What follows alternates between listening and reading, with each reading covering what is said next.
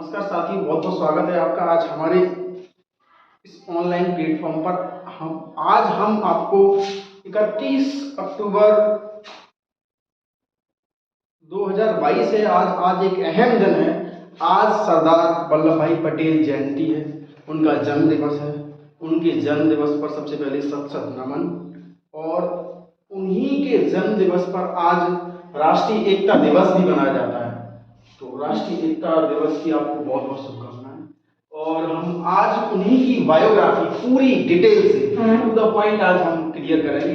तो सरदार वल्लभ भाई पटेल के बारे में, कब जन्म हुआ, कब निधन हुआ, उनकी माता का नाम क्या था, उनके पिता का नाम क्या था, कहाँ जन्म हुआ, कहाँ के रहने वाले थे, सारा कुछ टू द पॉइंट हम क्लियर करेंगे। देखिए, आज सरदार वल्लभ भाई पटेल, इनका जन्म 31 अक्टूबर 1875 में नाडियाड गुजरात में हुआ था। नाडियाड में, ये जो गुजरात ये राज्य है, गुजरात राज्य के नाडियाड में हुआ था। इनका जो निधन है 15 दिसंबर 1950 को हुआ था। कब हुआ था? 15 दिसंबर 1950 को हुआ था। इनका जो विवाह था 16 वर्ष की अवस्था में किसके साथ हुआ था? इनका जो विवाह था 16 वर्ष की अवस्था में हुआ था। इन्होंने 22 वर्ष की अवस्था में मैट्रिक पास कर ली थी और सन 1908 में लगभग इनके 33 वर्ष की अवस्था में इनकी पत्नी का देहांत हो गया।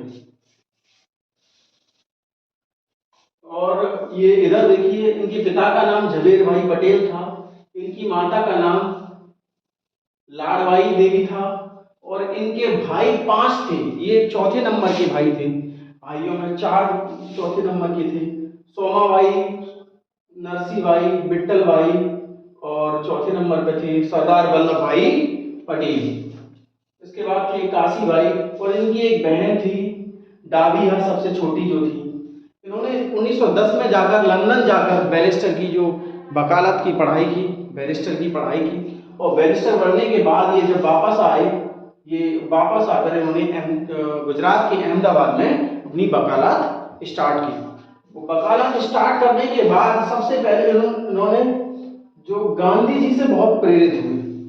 गांधी जी जो थे, गांधी जी का नाम तो आप सुना होगा। गांधी जी हमारे लिए बहुत अहम है। गांधी जी 1918 में खेड़ा संघर्ष जो चल रहा था, गुजरात के खेड़ा में एक संघर्ष चल रहा था।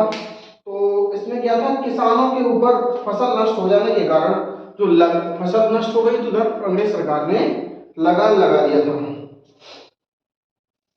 ये सॉरी, जो लगान था, यानी फसल नष्ट हो गई तो लगान किस बात का? भाई लगान उस किसान नहीं देना चाहते थे। तो उस भाई फसल ही नहीं हुई है तो हम पे लगान क्यों लगाया गया है? तो वही वो टैक्स जो था वो अंग्रेज सरकार उसको नहीं माफ कर रही थी, क्योंकि फसल ही नहीं है किसानों के पास, तो फसल ही पैदावार नहीं हुई है खेतों में, तो लगान कहाँ से देंगे? तो इसके इसके इसके विरोध में उन्होंने सरदार वल्लभ भाई पटेल ने गांधी जी के साथ इस आंदोलन से प्रेरित हुए। और इस आंदोलन में गांधी जी, बिट्टलबाई, सरदार वल्लभ भाई पटेल, इंदुलाल और यज्ञ, ये जो इन सब ने इस आंदोलन में समर्थन किया और जो लगान है बिल्कुल माफ कराया।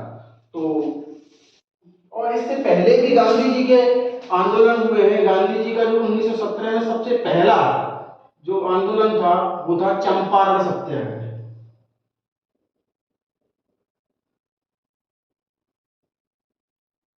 चंपारण सत्याग्रह। और दूसरा 1918 में एक और था, अहमदाबाद मिल मजदूर वाला। कौन सा था? अहमदाबाद मिल मजदूर। अहमदाबाद मिल मजदूर वाला आंदोलन था। इसके बाद ये जनवरी 1900, ये जो सत्याग्रह था बरदोली सत्याग्रह। बरदोली सत्याग्रह में क्या था कि अंग्रेज सरकार ने जो लगान है, टैक्स है, वो 30% बढ़ा दिया था। 30% बढ़ा दिया था। तो ये जो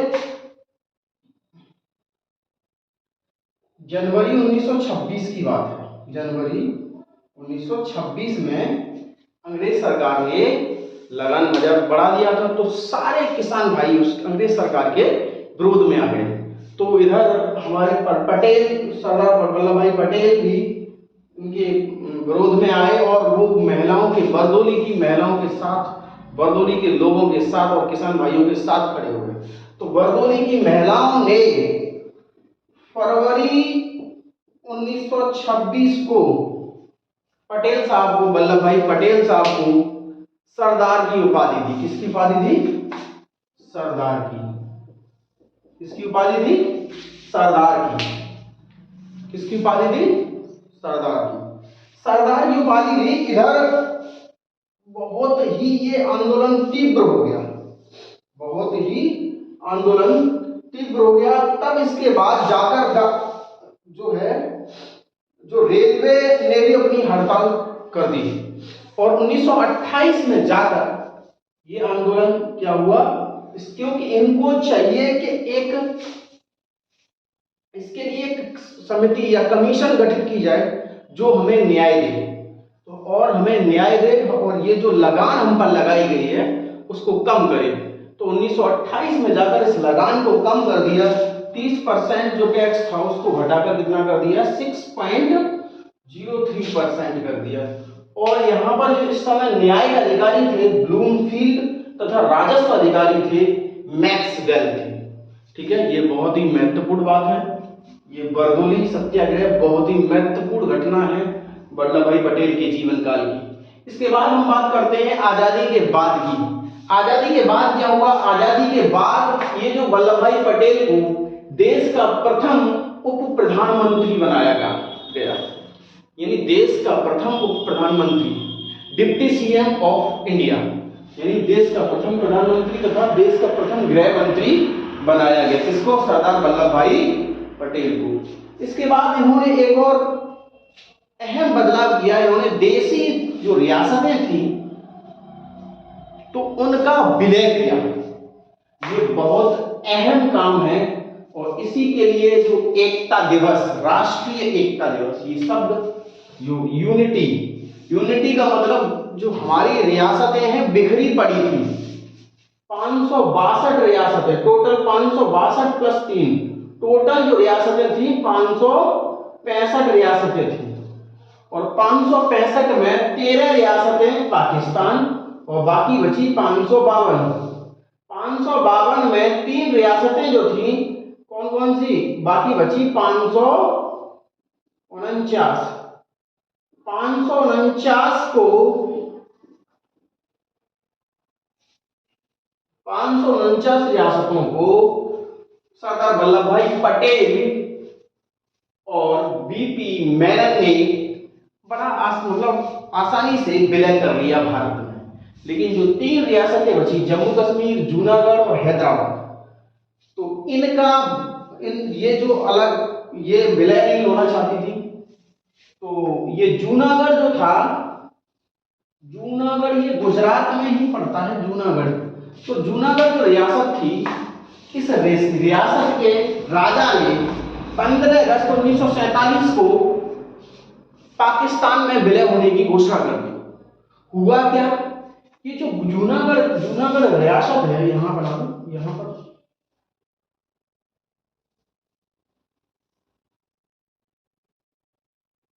यहां पे ही पड़ती है जूनागढ़ रियासत। तो ये जो पाकिस्तान है, यहां पर पाकिस्तान है, तो यहां से काफी दूर थी। ये जूनागढ़ जो रियासत थी पाकिस्तान से काफी दूर थी। यहां इसके आसपास कौन रहते थे? हिंदू भाई लोग रहते थे। कौन रहते थे? हिंदू भाई लोग रहते थे और इस राज्य में भी हिंदू थे। तो हिंदुओं ने इसका विरोध किया उस राजा को यहां से भगा दिया और 9 नवंबर 1947 को जो जूनागढ़ रियासत है सबसे पहले भारत में विलय हो गया इस रियासत का। उसके बाद ये जो थे हैदराबाद, उसके बाद जो बात आती है हैदराबाद की, ये देश की सबसे बड़ी रियासत थी और ये जो यहाँ का निजाम थे वो विलय नहीं होना चाह रहे थे भाई। तो निजाम मुल्क जो थे वो विलय नहीं होना चाह रहे थे। तो क्या हुआ? सरदार पटेल जी ने हैदराबाद की पुलिस की वर्दी में अपने भारतीय सैनिक भेज दिए, अपने भारतीय सैनिक भेज दिए भाई। यहां जब सैनिक भेज दिए और उसको एक गुप्त नाम दिया गया ऑपरेशन पोलो।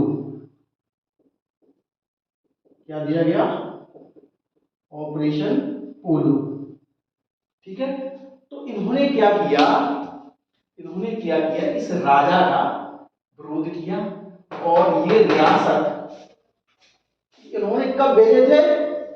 13 सितंबर 1948 को। 3 दिन बाद ही राजा निजाम ने आत्मसमर्पण कर दिया और 9 नवंबर 1948 में हैदराबाद का पूर्ण रूप से भारत में विलय हो गया।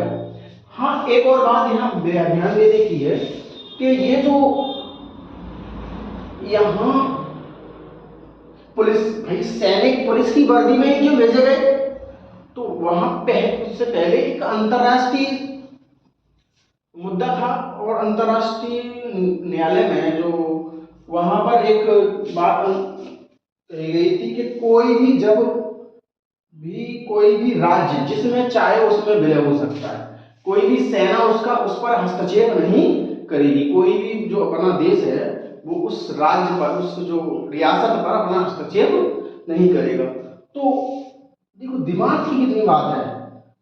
सरदार पटेल ने सोचा भाई कि हम क्या करेंगे कि उन्हीं की वर्दी में, हैदराबाद पुलिस की वर्दी में हम अपने सैनिकों को भेज देंगे।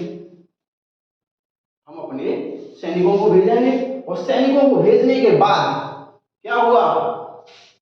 3 दिन बाद परिणाम ये आया कि उन राजा जी ने आत्मसमर्पण कर दिया और नवंबर 1948 को पूरी हैदराबाद रियासत का विलय हो गया भारत में। अब बची जम्मू कश्मीर। तो जम्मू कश्मीर को नेहरू जी ने अंतरराष्ट्रीय मुद्दा बताया और ये एक अहम राज्य बन गया, एक अभिन्न अंग बन गया भारत का। और ये जो था इसमें धारा 370 और 35A अलग से लगा दी गई और इस बाद में इसको प्रधानमंत्री मोदी जी के आह्वान में 5 अगस्त 2019 को प्रधानमंत्री मोदी जी तथा अमित शाह जी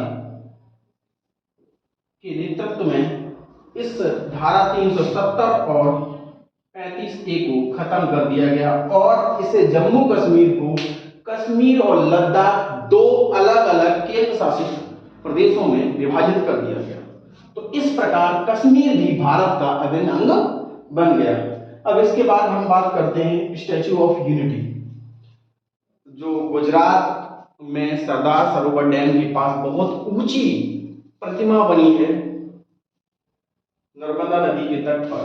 तो इस 182 मीटर ऊंची प्रतिमा है सरदार वल्लभ भाई पटेल की। ये प्रतिमा विश्व की सबसे ऊंची प्रतिमा है। ये स्टैच्यू ऑफ लिबर्टी से लगभग 2 गुना ऊंची है इसकी ऊंचाई।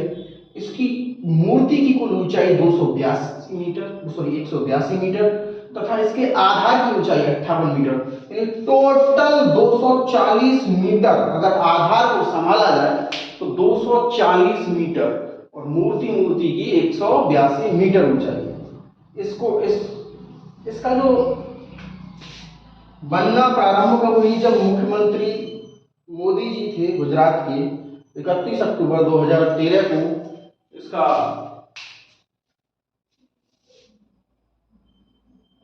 शिलान्यास एक तरह से बोलते हैं।